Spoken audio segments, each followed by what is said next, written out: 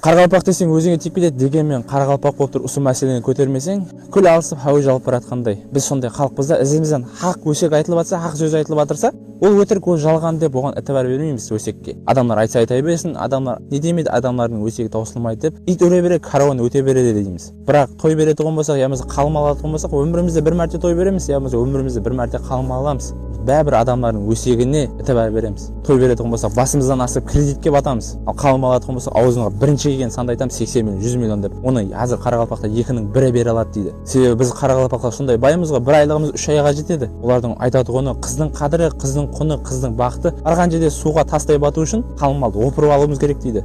Сонда қызыңызды біреуге мәжбүрлеп аукцион қойып сата жақсы ба, я болмаса бір инсанға, бір шаңырақ иесіне бақытлы болу үшін сен тапсырып жатырсыз ба? Сондай қыз ұзатамыз, бірақ ұл перзент үйлендірмейтіндей қалың малдың санын аузымызға келген санды айтамыз. Өзіңіз бір гуа болдыңыз ба, Қарақалпақта 10 адам үйленетұғын болса, соның біреуі-ақ сіздерге сол қалың малды беруі мүмкін, сіз айтқан. Қалған 9-ның ішінде сіздің перзентіңізден болып қалуы мүмкін. Қыздың дәрежесін көтереміз деп, ұлдың дәрежесін, ұлдың қадірін төменге түсіп жатырмыз. Қазір жас жігітлеріміз неге кеш үйленіп жатыр? Жас қызларымыз таңланып, жас үлкен кісілерге тұрмысқа шығып жатыр. Себебі өзінің жасында үйлене алмай жатыр жас жігітлеріміз. Себебі мүсәпіршілікте үйімді ремонтлайын, машиналайын, қатыныма қалың мал берейін, болмаса ой берейін деп, ақшасын тауамын деп мүсәпіршілікте аяғынан ызғар өткізіп, грижа алып кесел алып келіп жатқан айырымлар, өліп келіп жатырғандар да аз емес.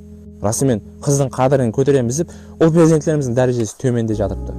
Бұл мәселені жап-жас отыр, мен көтерегім керек емес, жас үлкен кісілеріміз көтеру керек, додалау керек, ұсыларды бір рамке салып стандартқа салу керек. Сайлап қойған махалли ақсақаларымыз, көше ақсақаларымыз ұсыларды додалау керек. Тойдан алдын кеңес өткеріледі. Екі жақтың келісімін алып, жеп отырған асына лайықлы болып, екі жасқа бақыт тілеп, патиясын беру керек. Оның орнына біздердің үлкен кісілеріміз ақсақалын ақ суға батырып, төрт қатар тілегін 10-15 мәрте қайталап той беріп жатқан той иесінен інім біреу кем болып қалды деп сөз таласамыз.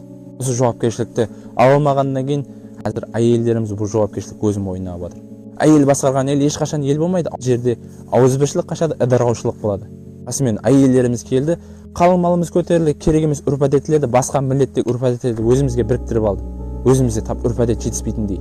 Соның үшін құрметті замандастар һәм ақсақалдар, ұсыз-атларды мәселені көтеру керек, додалау керек. Бұл хәуі жалып баратыр. Қыздың бақыты ешқандай қалың малға қарап тұрған жоқ. Бақытлы боламан деген қыз қалың мал бермесе де бақытлы болады. Бақыты ашылмаған қыз қанша долларлап, қанша сума берсе де ешқашан бақыты ашылмайды оның. Соның үшін құрметті замандастар, өзіміздің жағдайымыз қиын, өзіміздің айлығымыздың ахуалы анау. Сәл болса да ітібарлы болайық, інсаппен болайық. Қыздың дәрежесін көтереміз деп, ұл перзенттеріміздің дәрежесін төменге түсіріп алмайық. Барлығыңыз үшін рахмет.